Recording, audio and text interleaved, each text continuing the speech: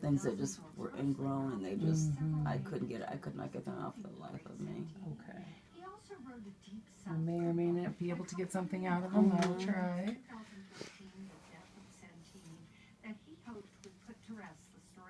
And then for my little video clip too, you can talk and say what you're doing.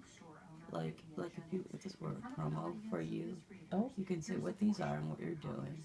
And then I wanted you to say something especially about like scarring, particularly in like dark-skinned people.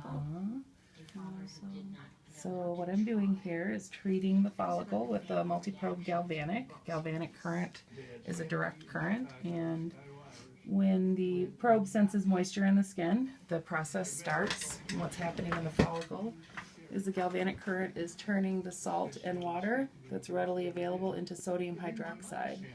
And that sodium hydroxide cauterizes the blood supply. So you do feel a little bit of burning because it's cauterizing, but you need to cauterize the blood supply so that it can't grow back. So essentially we're sterilizing the follicle. Like killing it. Yep, we are destroying it so that it can't grow another hair. So that individual follicle won't be able to produce another hair, but you do have between 500 and 1,000 follicles in a square inch of your skin. So there is a lot of potential for growth. You do need to be careful to take care of the area and use the proper current so that you don't damage the surface of the skin. You want to keep the damage down deep in the follicle where the blood supply is. So sometimes with darker skin, you can get a little dark spot afterwards, hyperpigmentation. Sometimes lasts several months, several weeks, depends on the person's skin. Ice afterwards can help.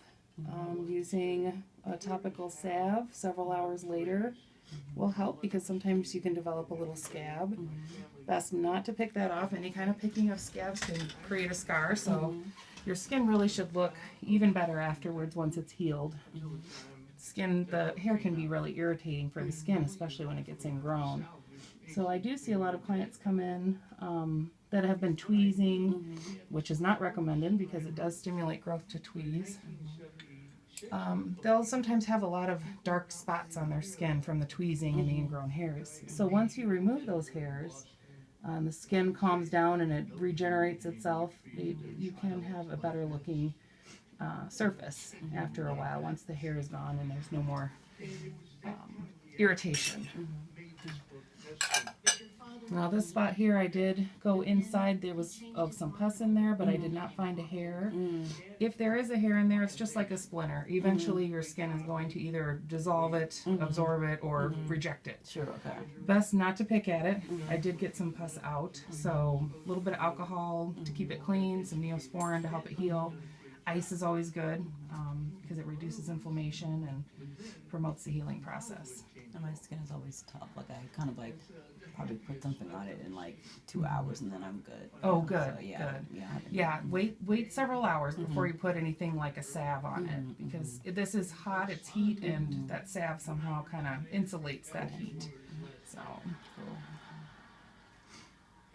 So once the timer is done on the machine, I take the probe out and then I remove the hair. And all of these probes go through an autoclave, so it's sterile. Oops, careful there. Stay in this one spot. This one came out. Yep, you do have to stay still because they're just hanging in there. I like to use this method for coarse hair. We do have another method that I use in this office called blend, and it utilizes the galvanic current, but also uses the thermolysis, and I use that on medium to fine sized hairs.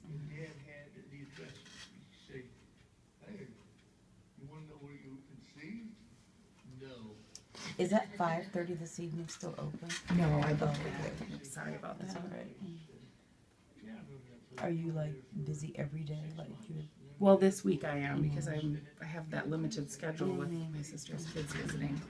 Otherwise, I'm open until 8 o'clock usually. Tuesday, Wednesday, and Thursday.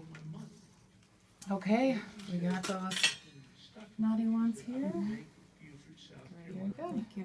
You're welcome.